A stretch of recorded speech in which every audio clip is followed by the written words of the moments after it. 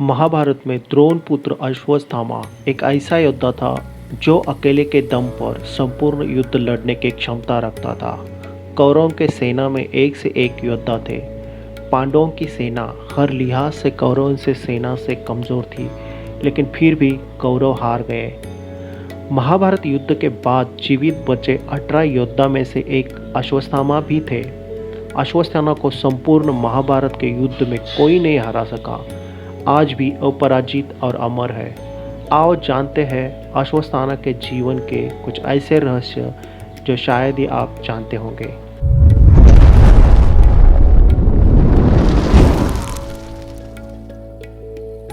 Hello hi दोस्तों, नमस्ते, सत श्री अकाल, आदाब। कैसे हैं आप? स्वागत है आपका हमारे अपने चैनल द एशियंट वर्ल्ड में। दोस्तों, आगे बढ़ने से पहले वीडियो को लाइक करना मत भूलिएगा, और अगर आप चैनल पे नए हो तो please subscribe the channel. Ashwatthama के जन्म का रहस्य। अश्वत्थामा का जन्म भारद्वाज ऋषि के पुत्र द्रोण के यहाँ हुआ था। उनकी माता ऋषि शारद्वाज की पुत्री कृपि थी। द्रोणाचार्य का गोत्र अंगिरा था। तपस्यारत द्रोण ने पितरों के आज्ञा से संतान प्राप्ति हेतु कृपि से विवाह किया था। कृपि भी बड़ी धर्मज्ञ, सुशील और तपस्विनी थी। दोनों संपन्न परिवार से थे। जन्म लेते ही अश्वत्थामा ने उच्च श्रवा अश्व के समान घोर शब्द किया था, जो सभी दिशाओं में और व्योम में गूंज उठा था। तभी आकाशवाणी हुई कि इस बालक का नाम अश्वत्थामा होगा। अश्वत्थामा के जन्म के बाद कैसे बदल गया द्रोण का जीवन।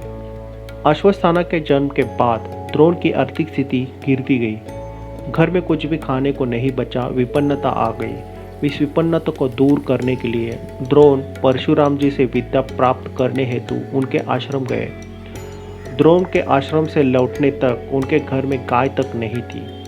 अन्य ऋषि कुमारों को दूध पीता देखकर अश्वत्थामा रो उठता था। द्रोण ने देखा कि अश्वत्थामा को उनकी माँ चावल के आटे में घोल मिलाकर अश्वत्थामा को पिला रही है, और अश्वत्थामा उसको दूध समझकर पी रहा है। ये सोचकर और ये देखकर द्रोण को स्वयं से धिक्कार हो गया। इससे ये सिद्ध होता है कि अश्वत्थामा का बचपन जैसे तैसे खा पी कर बीत गया था। उनके लिए घर में पीने को दूध तक नहीं था, लेकिन अपने मित्रों में जाकर वो कह देते थे कि मैंने दूध पी लिया। पिता का अपमान। गुरु द्रोण ने जब देखा कि अश्वत्थामा को पीने के लिए दूध तक नहीं है, उसकी इस अवस्था का दोषी खुद को मान लिया, और गाय की व्यवस्था है तो वो स्थान स्थान पर धर्मयुक्त दान पाने के लिए भटके, लेकिन उन्हें कोई भी गाय दान में नहीं मिली।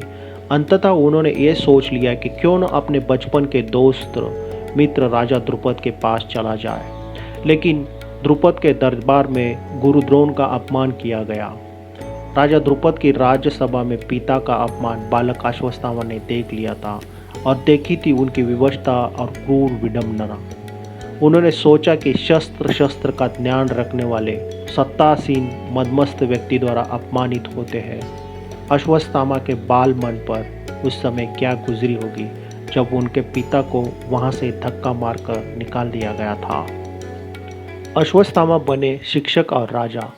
अश्वत्थामा को लेकर द्रुपद के राज्य से गुरु द्रोण पांचाल के कुरु राज्य में हस्तिनापुर आ गए, और वहाँ वो कुमारों को धनुष्य बाण की शिक्षा देने लगे। वहाँ पर वो कृप शास्त्र की शिक्षा देते थे। अश्वत्थामा भी पिता के इस कार्य में मदद करने लगे। वे कुरुओं को बाण विद्या सिखाते थे। बाद में गुरु द्रोण कौरवों के आचार्य बन गए। उन्होंने दुर्योधन सहित अर्जुन आदि को शिक्षा दी। आचार्य के प्रति उदारता दिखाते हुए पांडवों ने गुरु दक्षिणा में उनको द्रुपद का राज्य छीन कर दे दिया। बाद में द्रोण ने आधा राज्य द्रुपद को वापस लौटा दिया, और आधे राज्य को अश्वत्थामा को दे दिया। उत्तर पांचाल का आधा राज्य लेकर अश्वत्थामा वहां का राजा बन गया, और उन्होंने राज्य की राजधानी अहिच्छत्र को बनाया। अब द्रोण भारत में सर्वश्रेष्ठ गुरु बन गए थे। कुरु राज्य में उन्हें भीष्म, धृतराष्ट्र, विदुर आदि से सम्मान प्राप्त हो गया था, और उनके अच्छे दिन शुरू हो गए थे। अश्वत्थामा बन गए संपूर्ण विद्याओं में पारंगत। अश्वत्थामा का जीवन संघर्ष की आग में तपकर सोना बना था। महान पिता द्रोणाचार्य से उन्होंने धनुर्विद्या का ज्ञान प्राप्त किया था। द्रोण ने अश्वत्थामा को धनुर्वेद के सारे रहस्य बताए थे। सारे दिव्यास्त्र, आग्नेय, वरुणास्त्र, पर्जन्यास्त्र, वायव्यास्त्र, ब्रह्मास्त्र, नारायणास्त्र, ब्रह्मशीर आदि सभी उसने सिद्ध कर लिए थे। वह द्रोण, भीष्म, परशुराम के कोटि का धनुर्धर बन गया था। कृप, अर्जुन, कर्ण भी उससे अधिक श्रेष्ठ नहीं थे। नारायण अस्त्र एक ऐसा अस्त्र था जिसका ज्ञान द्रोण के अलावा महाभारत में किसी और योद्धा के पास नहीं था।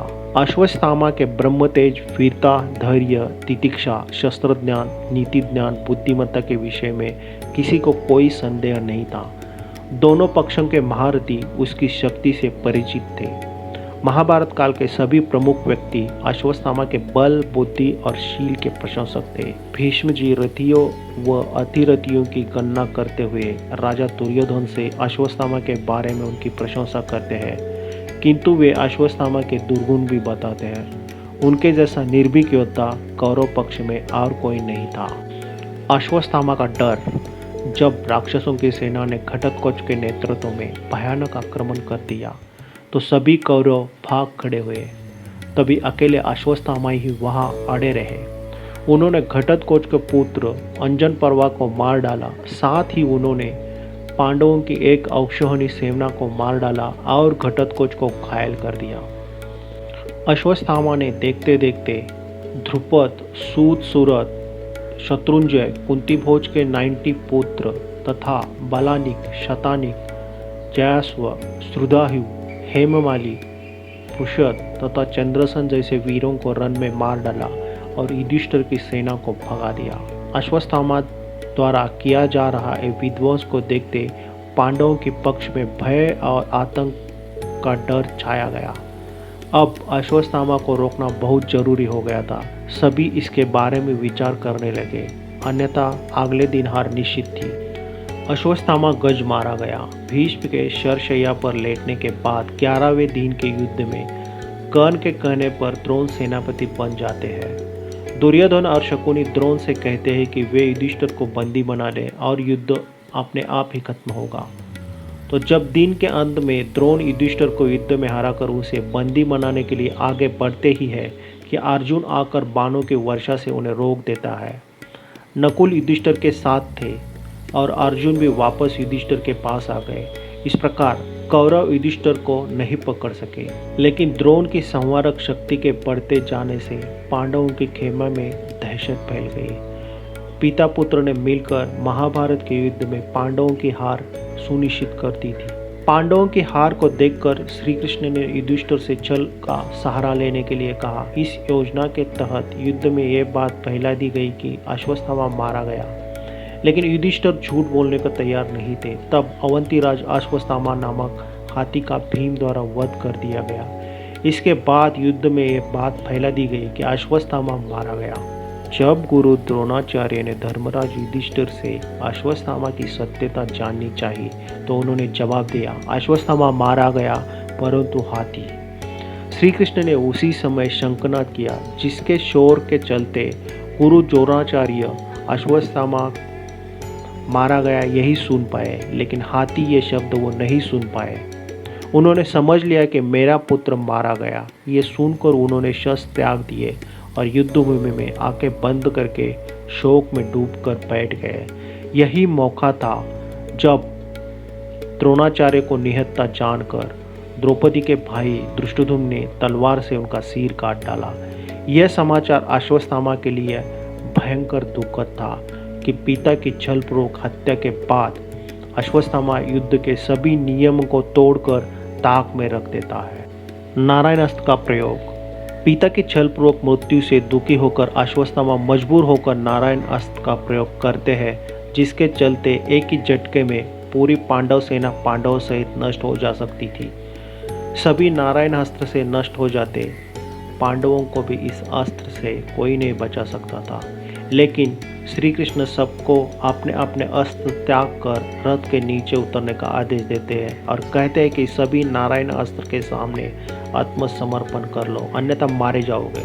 सभी पांडव और सेना ऐसा ही करती है। समर्पण से वे सभी बच जाते हैं। जब अश्वत्थामा ये देखता है कि सभी पांडव बच गए, तब वह अर्जुन पर आग्नेयास्त्र चला देता है, लेकिन श्री कृष्ण फिर अर्जुन को बचा देते हैं। तब अश्वत्थामा को बड़ा क्रोध आता है और वह अपना धनुष फेंक देता है और अपनी विद्या पर संदेह करने लगता है। अंत में ब्रह्मास्त्र का प्रयोग। 18वें दिन कौरवों के 3 ही योद्धा शेष बचते हैं, अश्वत्थामा, कृपाचार्य और कृतवर्मा।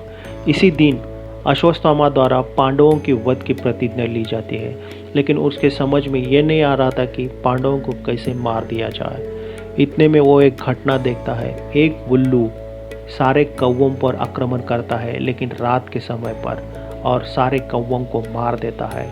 ये घटना देखकर अश्वत्थामा के मन में एक विचार आता है, वो वही करता है। वो कृतवर्मा और कृपाचार्य की सहायता से पांडवों के शिविरों में आक्रमण कर देता है और पांडवों को रात को मारने की योजना बनाता है। लेकिन होता ऐसे है कि सोते हुए 5 पांडव पुत्रों को वो पांडव समझकर मार देता है। इस घटना से धृष्टद्युम्न जाग जाता है। अश्वत्थामा उसकी भी हत्या कर देता है। अश्वत्थामा के इस कुकर्म की निंदा सभी करते हैं। अपने पुत्रों की हत्या से दुखी होकर द्रौपदी विलाप करने लगती है। इसके विलाप को सुनकर अर्जुन उस नीच कर्म हत्यारे ब्राह्मण पुत्र अश्वत्थामा का सिर काटने की प्रतिज्ञा लेते हैं। अर्जुन की प्रतिज्ञा सुनकर अश्वत्थामा भाग निकलता है। तब श्री कृष्ण को सारथी बनाकर अपना गांडीव धनुष लेकर अर्जुन उसका पीछा करता है। अश्वत्थामा को कहीं सुरक्षा नहीं मिली तो वो भय के कारण अर्जुन पर ब्रह्मास्त्र चला देता है। मजबूरी में अर्जुन को भी ब्रह्मास्त्र चलाना पड़ता है। ऋषियों की प्रार्थना पर अर्जुन तो अपना ब्रह्मास्त्र वापस लेता है, लेकिन अश्वत्थामा अपना ब्रह्मास्त्र अभिमन्यु की विधवा उत्तरा की कोख की तरफ मोड़ देता है।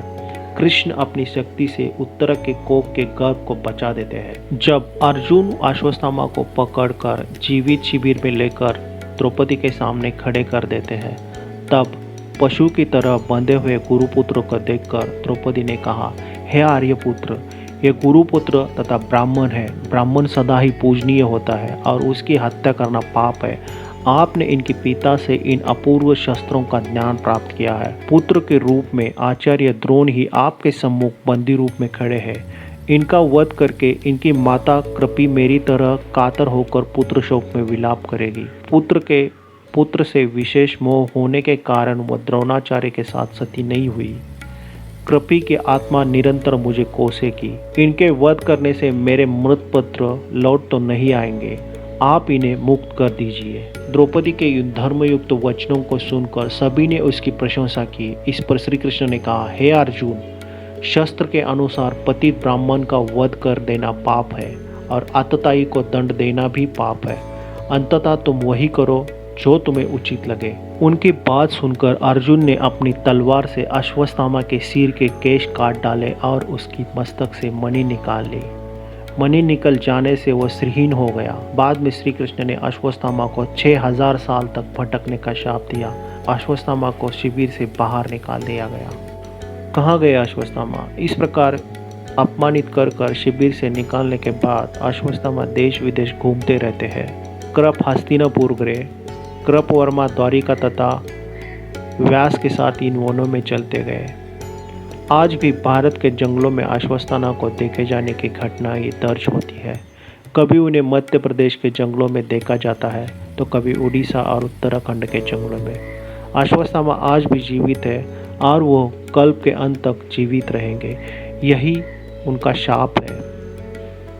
दोस्तों, आज के वीडियो में बस इतना ही। आशा करते हैं आपको ये कहानी अच्छी लगी होगी। हम जल्दी हाजिर होंगे एक नई कहानी के साथ। तब तक देखते रहिएगा द एशियंट वर्ल्ड। अगर आपको ये वीडियो अच्छी लगी हो तो लाइक ज़रूर कर देना, और आप चैनल पे नए हो तो चैनल को प्लीज़ सब्सक्राइब कर देना। Thank you very much.